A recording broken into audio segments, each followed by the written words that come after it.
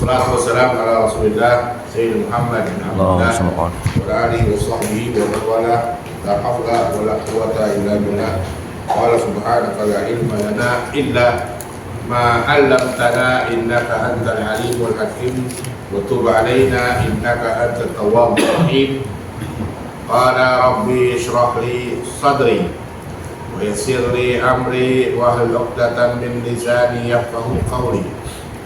وقال ربي زدني علما وارزقني فهما والحقني بالصالحين.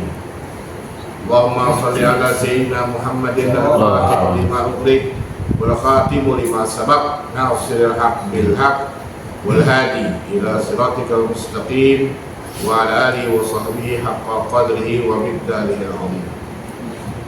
اللهم يا فتاح يا عليم افتح علينا فتوح العارفين. Hadirin mukaramin, jamaah Majelis Ta'lim Assalam, keluarga besar Majelis Ta'lim Assalam, senantiasa semoga Allah Subhanahu wa Ta'ala menyempurnakan nikmat untuk kita semuanya. Amin. Semuanya dalam nikmat. Di antara nikmat yang malam hari kita merasakan, kita semuanya sehat walafiat, bisa kembali lagi berkunjung ke tempat yang penuh dengan keberkahan, yaitu Majelis Ta'lim Assalam, dalam rangka silaturahmi, dalam rangka talabul ilmi, dalam rangka zikir kepada Allah Subhanahu wa Ta'ala, dalam rangka tawassul bil haqqi tawassul bis sabr, satu sama lain saling mengingatkan. Pada materi malam ini kita membuka pembelajaran tauhid kita, tentang keimanan kita, melanjutkan pembahasan kitab Aqidatul Awwam, yang mana pembahasan kita sudah sampai di penghujung kitab Aqidatul Awwam. Kemarin begitu banyak, hampir 2 tahun kita bahas kitab Aqidatul Awwam, dari mulai tentang sifat-sifat Allah, sifat-sifat Nabi, kenalan tentang sejarah para nabi, kemudian tentang sejarah malaikat-malaikat, kitab-kitab, kemudian mengenal sedikit tentang keluarga Nabi Muhammad SAW. Lalu ada di penghujung ini pembahasan tentang Isra dan Mi'rajnya Rasulullah SAW. Pembahasan Isra Mi'raj sudah belum saya? Belum.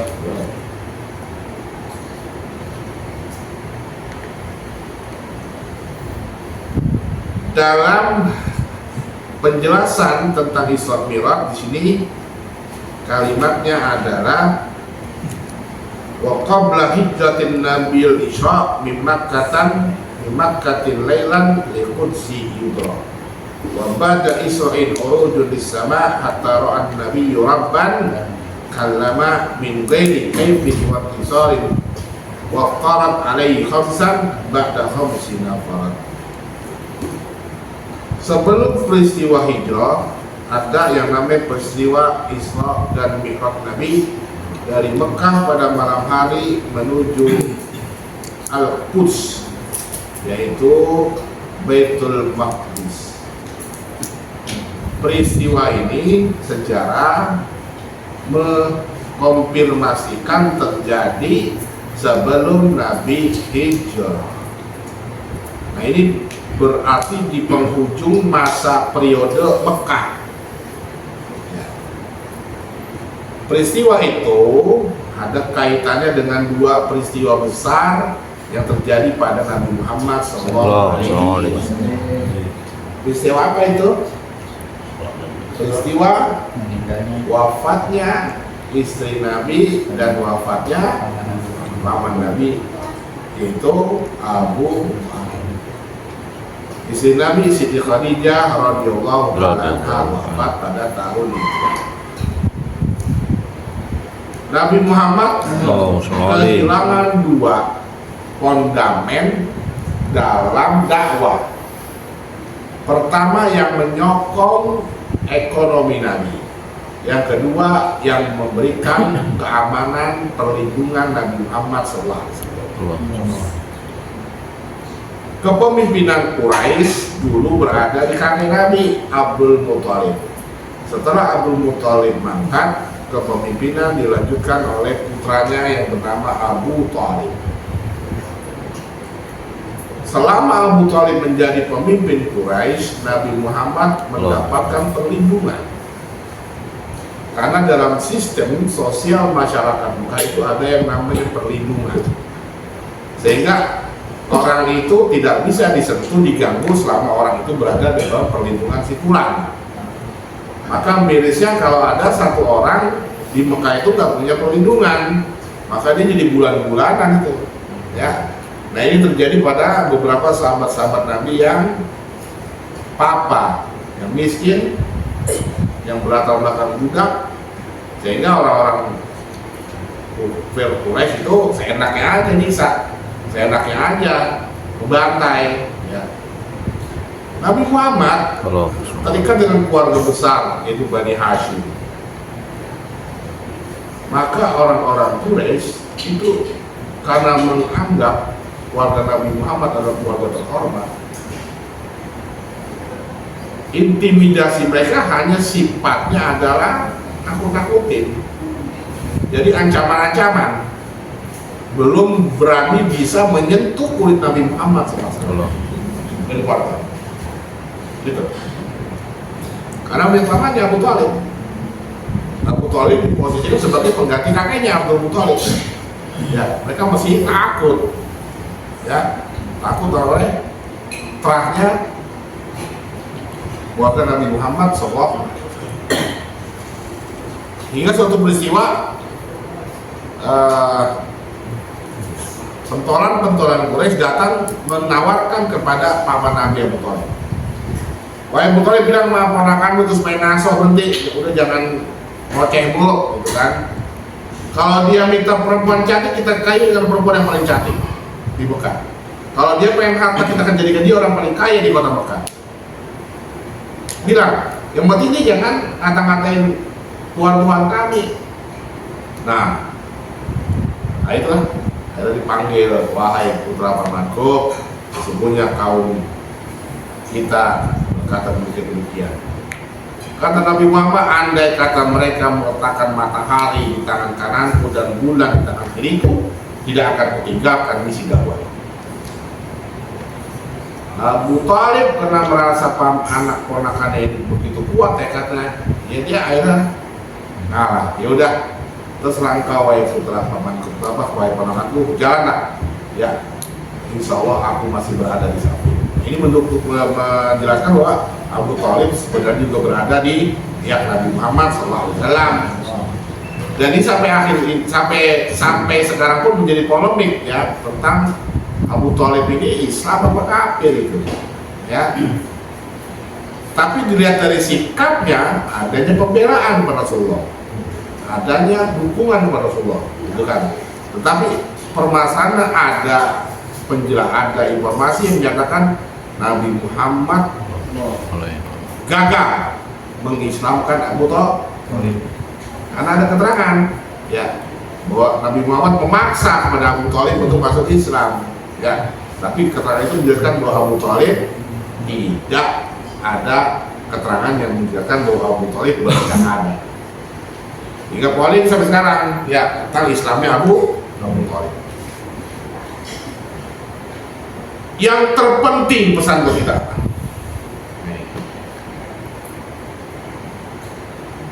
yang terpenting adalah kita jangan pernah berbicara buruk terhadap keluarga Nabi Muhammad SAW. Ya, ini silsilah ilmu, nasab ilmu yang akan rangkaikan KMT. Pesannya adalah apa? Prinsipnya, jangan pernah berbicara buruk terhadap keluarga Rasul. Nah, pesan itu.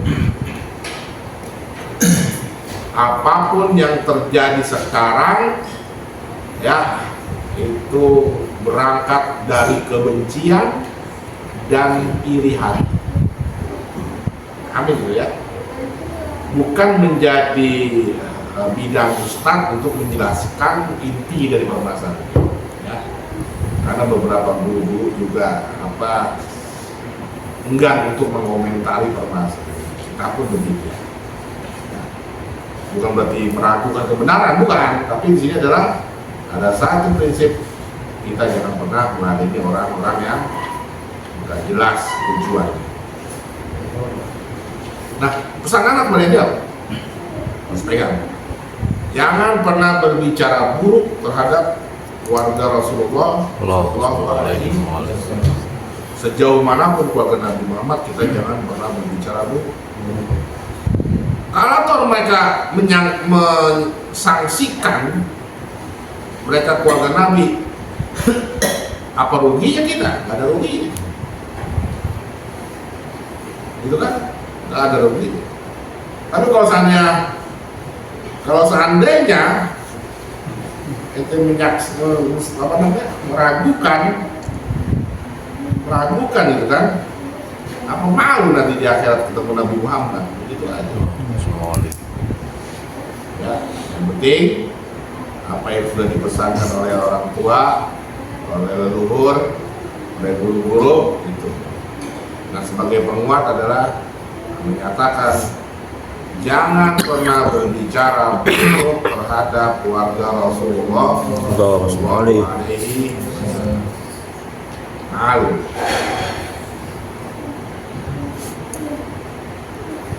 Ente punya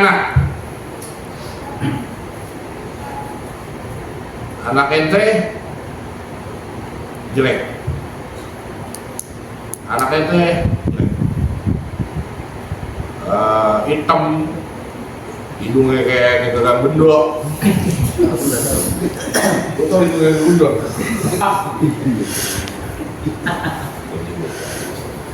Kata-katain, anak lo tetap kayak gini. Dia kata, bener juga, dia marah nggak? Marah, anak gue lo kata-katain. Anak lo tuh belajar begini. Nah, kita ngarang sih itu. Itu kalau buruk. Apalagi di fit. Jadi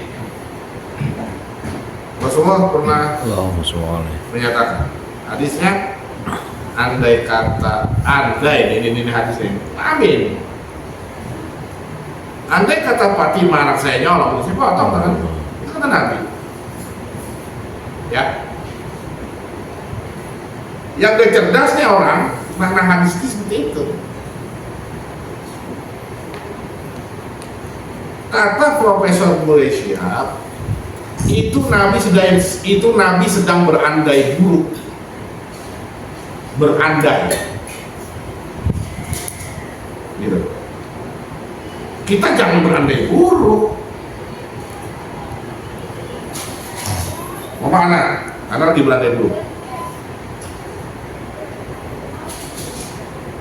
Kalau gue bisa terbang, ini gue pengen ke bulan, kata aneh. Ya.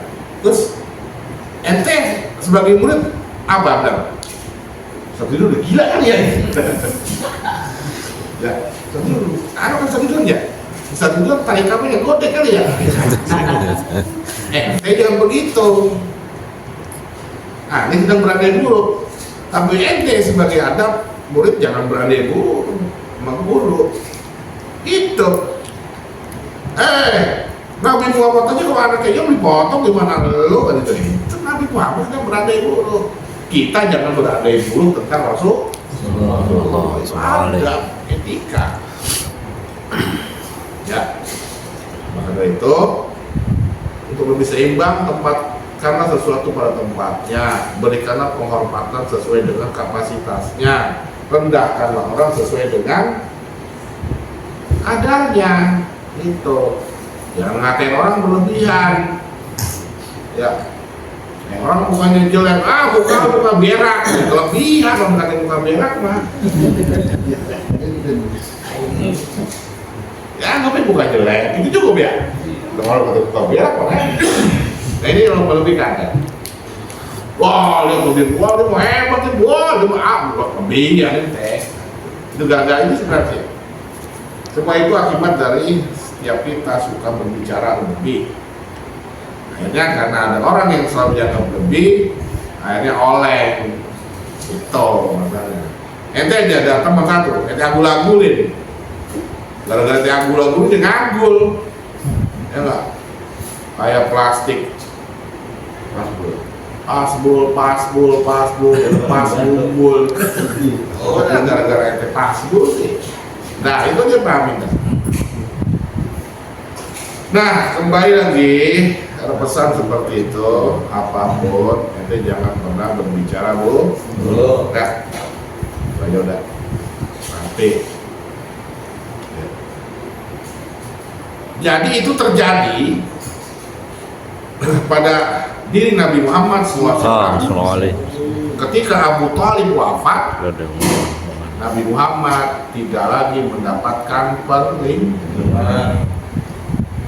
Sehingga, nah, ya, orang-orang kafir Quraisy sudah semakin brutal dan sudah main fisik. Oh, ya, sudah main fisik nih. Sehingga Nabi Muhammad suatu saat pernah pulang ke rumah, di depan rumahnya ada bangkai kambing. Wah, kira-kira gimana? Belum pernah Nabi Muhammad ngalamin ini nih. Di depan rumah Nabi ada bangkai kambing. Kata Nabi, ayin jiwari hadaya bani abnaf. Ini tangga model apa begini nih? Padahal Nabi orang baik bertangga. Baru Nabi udah bangkai. Nabi Muhammad ketika lagi sholat di Masjid Haram, itu orang kafir Quraisy, Abu Jahal apa Lahab, datang bawa batu besar. Dia bilang saya mau timpa para nabi ini. Berani dia. Nabi Muhammad merasa sudah gak ada yang dilindungi lagi. Gua tinggal kayak batu palanya nih, kata dia. Tahu-tahu ada onta besar siap nendang, lari dia. Malaikat turun.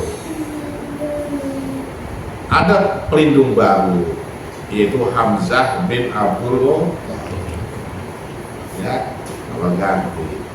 Suatu saat Nabi Muhammad lagi dibully, lagi di lagi dikerjain sama Abu Jahal, tahu-tahu pamannya Hamzah dikasih tahu, "Weh Hamzah, lu ngapain? Lagi berburu singa. Ponakan lu lagi dikerubutin." Hamzah turun nyari, dilihat Rasulullah lagi dibully. Itu si Abu Lahab itu ditabuk pakai panah, warangka, busur, ketok hidung dan udara. Gua sekarang menjadi pelindung. Nah, situ orang Abu Wes agak lagi mundur berapa? Tahu sekarang udah daham, lebih lagi Hamzah. Ketika Nabi Muhammad udah punya Hamzah. Jadi dengan meninggalnya Abu Thalib, perlindungan Nabi Muhammad. Lalu dengan meninggalnya Siti Khadijah, penyokong dakwah Nabi Muhammad secara finansial, ya, yang selama Nabi Muhammad dakwah 15 tahun, hampir 15 tahun, semua dananya Khadijah dibaktikan kepada Rasulullah.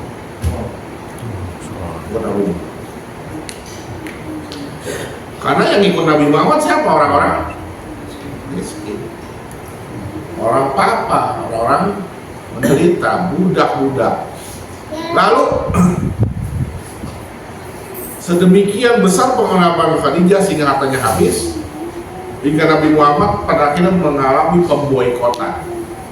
Diblokir Nabi Muhammad bersama sahabat keluarganya, tidak boleh ada hubungan dagang, nggak ada hubungan perkawinan. Ada suatu tempat namanya lembah Syekh Abu Thalib, di mana Rasulullah SAW sama keluarga diblokir selama hampir 3 bulan. Dan mereka semuanya terlihat gigi-gigi mulut mereka hijau, makanin rumput. Udah nggak ada stok makan, udah ya enak ya rumput-rumput di lembah yang dia makan. Kalau kita mau makan bayam tanah, ramban, udah seadanya udah. Sehingga Allah turunkan pembebasan. Ketika dalam keadaan sebegitu sulit itulah Rasulullah SAW suatu saat Nabi Muhammad juga berada di dalam kota Mekah. Tiba-tiba di malam hari datanglah malaikat Jibril. Ya Rasulullah, kita diperintahkan Allah Subhanahu Wa Taala untuk melakukan perjalanan dari Mekah ke Masjidil Haram sampai Masjidil Aqsa. Apa firman Allah Subhanahu Wa Taala? Bismillahirrahmanirrahim. Subhanalladzi asra bi'abdihi lailan minal masjidil haram ilal masjidil aqsa alladzi barakna haulahu linuriyahu min ayatina innahu huwas samiul alim.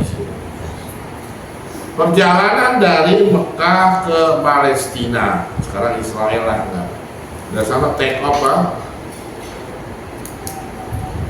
dan dari sana mendapatkan satu titah yang namanya sholat 5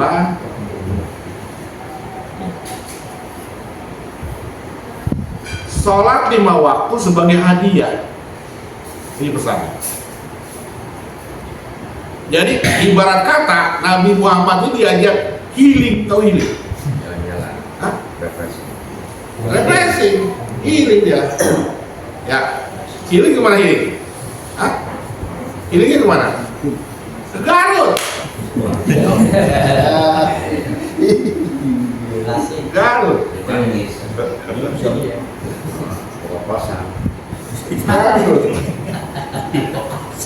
Iya.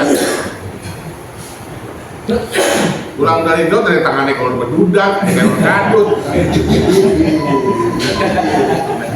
Maju kan. Ada kayak singkong belakang.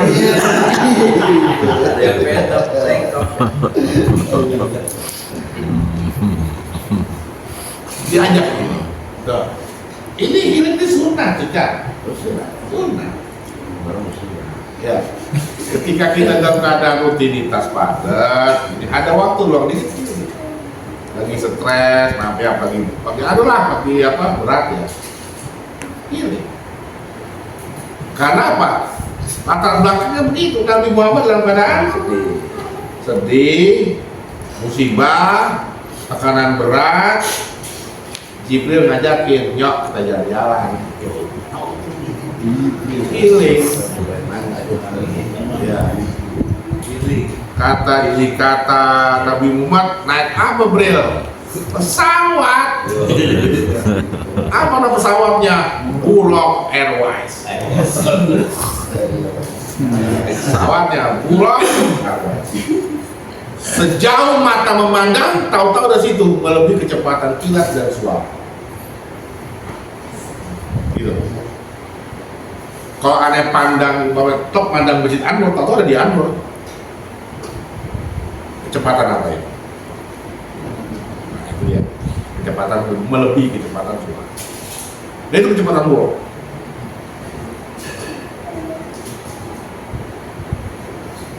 Melintasi suatu daerah yang namanya Al-Quran menyebutnya barakna haulahu, tempat yang aku berkahi. Mana itu? Syam.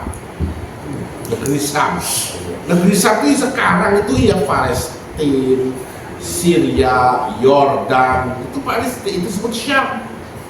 Negeri diberkahi. Di sana tumbuh tin wa zaitun, itu negeri diberkahi. Di sana tempat turunnya para nabi, diberkahi karena tanahnya subur, diberkahi karena tempat lahirnya dakwahnya para nabi. Sehingga Nabi Muhammad ketika melewati satu tempat kata turun, kita turun. Apa itu? Itu kuburannya Nabi Muhammad. Nah, ini healing ziarah. Ya, mampir ke Wali Songo.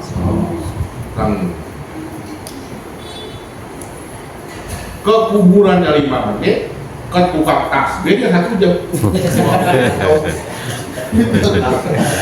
Ya. Ke ziarahnya mas 5 menit. Wah, belanjanya setengah jam. Tukang tasbih, tukang apa lagi?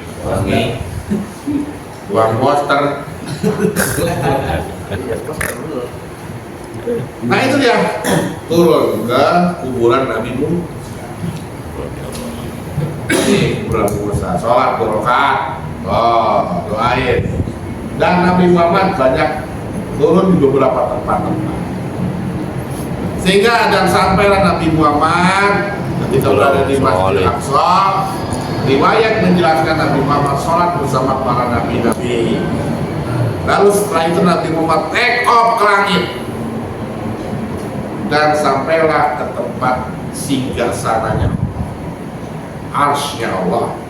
Dan di sanalah Nabi Muhammad mendapatkan titah, yaitu kewajiban sholat 5 waktu. Jadi pesannya lagi dia, seharusnya sholat itu sebagai healing buat kita. Kalau berdasarkan kronologi sejarah, kronologi dapatnya kita itu sholat itu didapat setelah Nabi sebelumnya mengalami beberapa beban. Ketika Nabi Muhammad mendapatkan beban berat, ya beban dakwah dan lain-lain, ada satu hadiah dari Allah Subhanahu wa Ta'ala yang namanya sholat. Sehingga membawa pesan apa? Sholat itulah jadikan sebagai media kita untuk healing, melepaskan kepenatan apa gitu. Ya, dan beberapa ungkapan Nabi Muhammad mengatakan wa ju'ilat qurratul aini bis sholat, dan dijadikan buah hatiku dalam sholat. Artinya apa? Sholat itu dijadikan penenang hati. Kalau disuruh sholat, lagi gak enak pas pikiran sholat, lagi bokeh sholat, ya enggak? Lagi puyeng sholat, itu. Dan ketika Nabi sholat, hal-hal yang di luar sana Nabi udah nggak peduli. Kata Siti Aisyah, Nabi Muhammad kalau udah adzan kayak kagak kenal, kayak dia nggak kenal saya dan saya nggak kenal dia. Apa? Tuh, udah langsung ke masjid. Dia kata apa? Hadis-hadis yang menerangkan bagaimana saat Nabi sholat banyak yang udah dapat. Ya Rasulullah kakinya bengkak, ya Rasulullah sholat yang lama. Itu menunjukkan apa? Sholat itu sebagai media dia untuk melakukan banyak hal, melepaskan kepenatan, kesumpekan, mengadu kepada Allah Subhanahu wa Ta'ala. Itu. Nah, ini refleksi buat kita bahwa selama ini sholatnya kita apa sih kita fungsi kan? Selama ini kita fungsi sholat hanya buat sebagai hajat tertentu, momen tertentu, gitu kan? Kata guru, sholat 2 rakaat hajat, baca ini insya Allah hajat makbul. Ya, sholat 2 biar rezeki gampang, gitu kan? Sholat tahajud biar derajat tinggi kan? Nah, hubungan kita sama Allah hubungan apa ini? Kita menjadikan hubungan kita dengan Allah hubungan transaksional. Kagak mau ngerjain kecuali kalau dapat ini. Iya kan? Apa namanya? Apa namanya? Transaksi. Ada maunya. Ya dikejar itu. Karena pengen kaya, rajin tahajud. Ente pengen kaya, tahajud. Transaksi. Kalau tadi lihat kronologinya sholat. Ya, kalau tidak kronologi, posisikan sholat seperti itu. Ya, dan sekarang cukup pesan dari beberapa kali pelajaran tentang sholat. Ada satu sisi yang kita ambil kalau dia. Jadikan sholat sebagai ilmu. Jadikan sholat sebagai untuk melepaskan. Makanya ada beberapa wali-wali orang-orang bersih itu kalau sholat gak inget orang, tenggelam. Ada riwayat seorang wali sholat ketika tahiyat itu sampai 3 hari tahiyat. 3 hari tahiyat. Warganya kan udah mati. Udah 3 hari baru assalamualaikum warahmatullahi wabarakatuh. Assalamualaikum. Nikmat. udah nggak kerasa apa. Ada seorang tabi'in, kakinya luka, mesti diamputasi. Kata dia, tolong amputasi kaki saya saat saya sholat. Sholat dia, diamputasi kakinya. Selesai sholat, kaki udah nggak ada, nggak terasa. Jadi kayak bius, gitu kan? Ada yang populer lagi cuma saya bilang, cabut panah saya saat tadi sholat. Artinya apa? Diputus mata rantai hubungannya dengan dunia. Kenapa? Dia udah merasa nikmat. Tuh, yang dalam bahasanya tasawuf dimaknakan sebagai ladzatul iman, kenikmatan iman. Kalau orang udah merasa nikmat keimanannya, ibadah apapun enak bawaannya doyan, menikmat doyan. Sodako doyan, nikmat. Itu kata kuncinya. Nikmat. Kalau udah nikmat, aktualisasinya doyan. Kalau nikmat gue enak. Gue kalau sehari ada sedekah kayak enak banget. Gue kalau nggak tahajud tiap malam main enak. Kenapa? Doyan. Sholat itu candu, sedekah itu candu, jadinya nggak enak kalau nggak kerjain. Ladzatul iman, gurihnya dalam peristiwa Isra Mi'raj ini ada satu hal yang sedikit diurai, tetapi kita tidak menggunakan pendekatan. Bayangkan sejarah menceritakan bahwa Nabi Muhammad SAW berangkat malam bisa Masjidil Aqsa, naik ke langit, balik lagi sebelum subuh.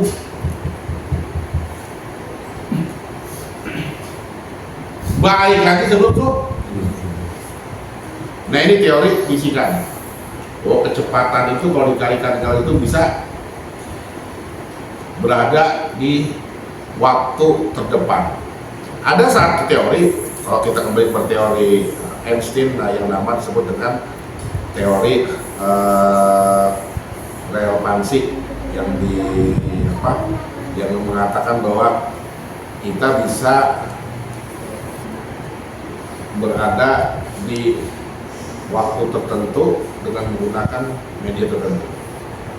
Kalau bahasa saya sebut mesin waktu, ya, mesin waktu. Orang bisa berada di masa lalu, orang berada di masa depan. Mungkinkah kita berada di masa lalu? Mungkinkah kita berada di masa depan? Gitu. Peristiwa Isra Mi'raj sedikit menyinggung ini. Contoh itu. Ini peristiwa haji sekarang. Kita sama Mekah selisihnya berapa jam? Hah? 8 jam. Nanti kalau kita malam disuruh lagi ngapain? Isya. Hah? Ini Isya. 8 jam. Iya. Duluan dia kan? Iya. Duluan kita. Dia tuh Duluan kita. di berapa? 8 jam. Duluan kita. Hah? Duluan kita. Indonesia. Di Indonesia jam 2 dia taraweh. Iya, jam 2 pagi dia taraweh. Duluan kita. Berdua dia. Duluan dia guys. Apa? Duluan dia. 8 jam sebenarnya. Panjang. Iya kan? Ya. Oke. Di sana udah subuh. Di sini masih Isya. Artinya kita bisa mengakses waktu subuh padahal kita bisa. Gitu kan? Kita telepon sekarang. Ya, orang yang ada di Mekah. Lagi ngapain? Lagi bayi subuh. Udah belum bayi Isa. Tuh. Berarti kita bisa mengakses satu objek yang waktunya lebih dulu daripada kita. Dengan teori apa? Kecepatan gelombang.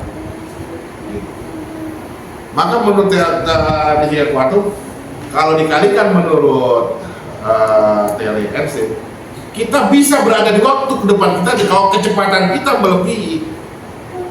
Itu teorinya. Cuman kita nggak punya media untuk berada dalam situasi seperti itu. Contohnya apa tadi? Orang yang ada di Mekah waktu subuh ke depan kita udah bisa akses. Menunjukkan apa? Bisa. Gitu kan? Hubungin orang yang ada di Papua sekarang. Dia ngapain sekarang? Hubungin orang yang ada di Malaysia sekarang. Selisih waktu 2 jam. Dia maju, dia mundur. Nah, kenapa bisa kita berada minimal suara kita udah di sana gitu. Lebih dulu. Apa tidak mustahil gitu? Bahwa Nabi Muhammad dengan kecepatan tertentu, ya, bahkan ilmuwan sudah menemukan berapa kecepatan burung, berapa jauhnya matahari, berapa jauhnya, gitu kan. Galaksi Bima Sakti itu diameternya 1 miliar tahun, kecepatan cahaya, udah diketahui luasnya langit sampai itu udah ketahuan sekian miliar tahun sekian puluh miliar tahun, bahkan diasumsikan posisinya Sidratul Muntaha itu berada di sekian juta miliar tahun perjalanan cahaya. Ada yang kalau mundur hitung-hitungan buruk kecepatannya. Kalau udah bisa ngacak-ngacak kayak gitu, pengetahuan wajar aja kalau salah satu filosof Jerman siapa tuh mengatakan saya udah bunuh Tuhan. Maksudnya apa? Sebenarnya mah teori-teori agama udah bisa dipatahkan dengan pengetahuan, gitu ya. Nah ini teori Islam bilang, apakah masuk akal perjalanan? Masuk akal. Kecepatan itu Nabi Muhammad masuk akal. Apalagi yang dijalankan adalah nurun fokoh nurin, cahaya di atas cahaya. Siapa yang di objeknya? Nabi Muhammad. Kalau objeknya ente yang diperjalankan, ente keterbakar. Gitu. Makanya kata Al-Quran, Subhanalladzi asra. Maha suci Allah yang telah memperjalankan. Berarti ini ada campur tangan ketuhanan. Kalau bukan Tuhan yang mempunyai proyek, nggak mungkin akan terjalan proyek ini. Karena apa? Tuhan yang punya proyek, yang punya armada Tuhan, yang punya travel Tuhan, ya enggak. Dan yang dijalankan adalah orang pilihan, cahaya tetap cahaya, memungkinkan bisa melakukan pemindahan objek dalam ini. Itu aja. Ente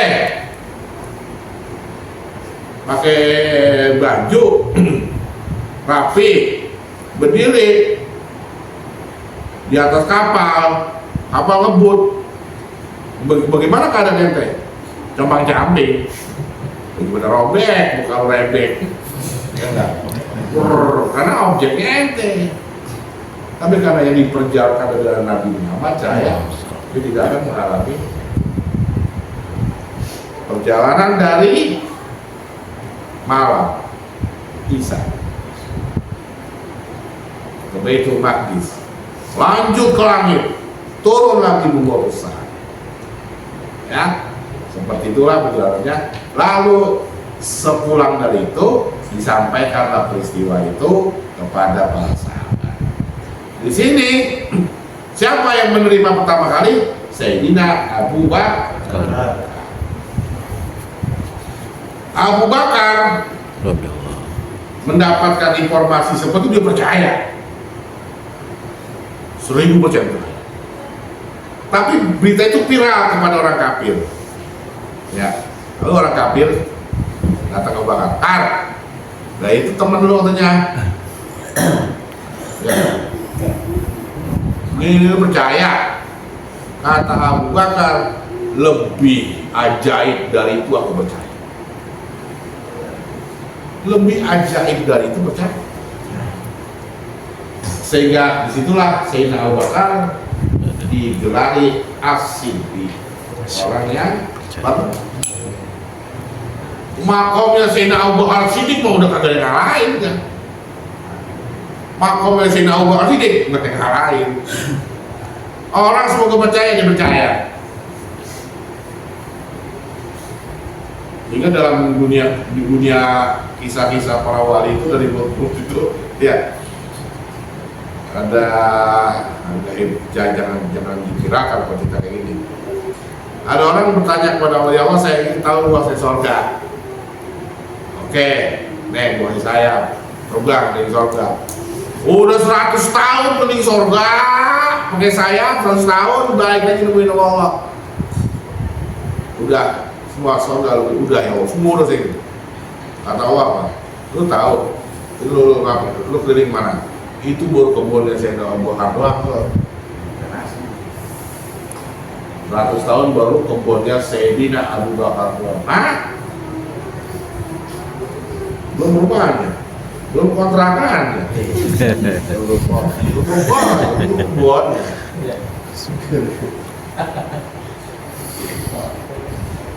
Wow, itu makom asyik, makom tertinggi manusia setelah Rasulullah SAW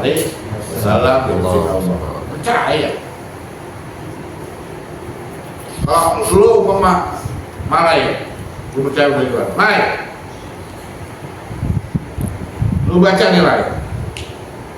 Insya Allah besok lu jadi memedi kalau gitu. Belajar, langsung ya.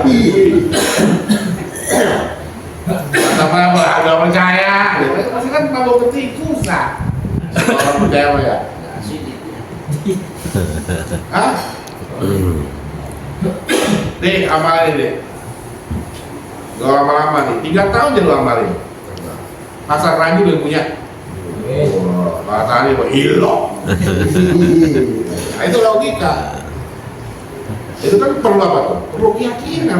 Orang tuh keyakinan susah. Gak mungkin. Tapi udah didapati oleh Sayyidina Abu Bakar ketika melihat Rasulullah SAW. Oh, keimanan. Keimanan ente mah setipis kulit bawang, udah. Setipis kulit bawang. Keimanan ente mah. Buktinya apa? Percaya nggak sama siksa kubur? Percaya. Lu bohong mulu jalan. Lu percaya masih siksa neraka? Percaya. Dosa mulu. Lu nunjukkan apa itu? Hah? Nunjukkan apa? Kagak percaya. Nggak percaya. Kalau percaya apa? Nggak berani membuat dosa. Man kana yu'minu billahi wal yawmil akhir. Siapa yang percaya sama hari kiamat?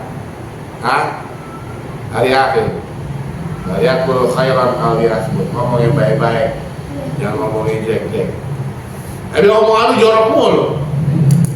Katain orang mulu. Berarti iman lu apa?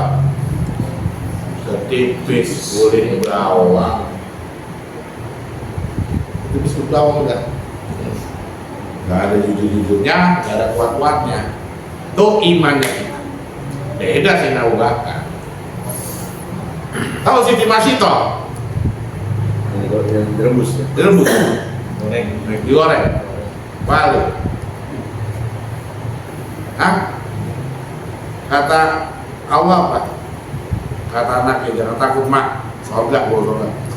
Lompat dia.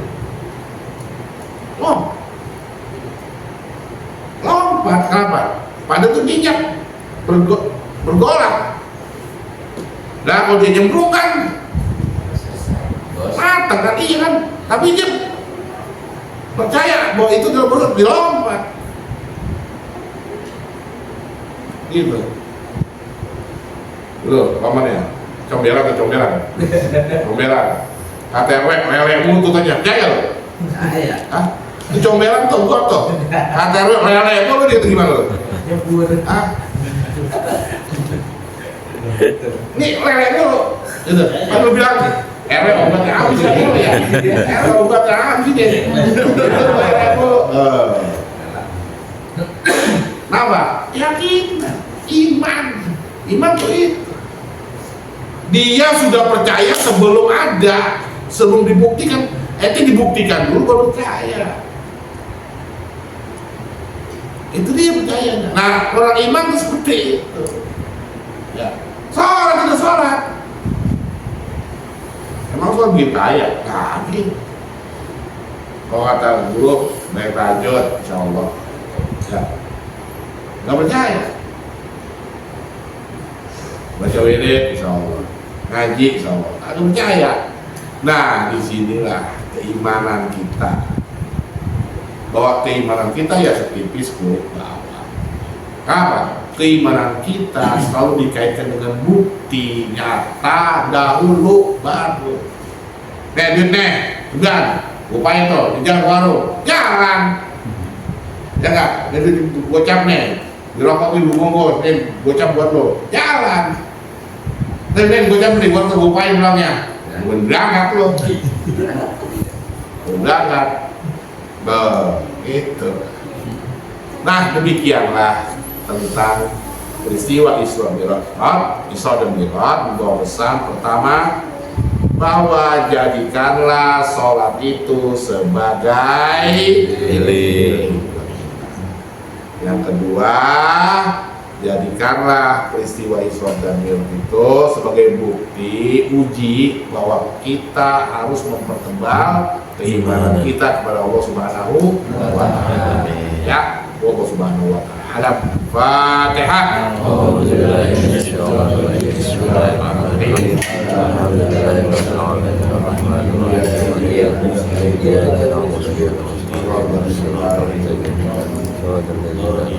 Rabbana taqabbal minna innaka antas samiul alim wa tub alaina innaka tawwabur rahim. Rabbana wa bihamdika wa ma ta'ala. Assalamu alaikum wa rahmatullahi wa barakatuh.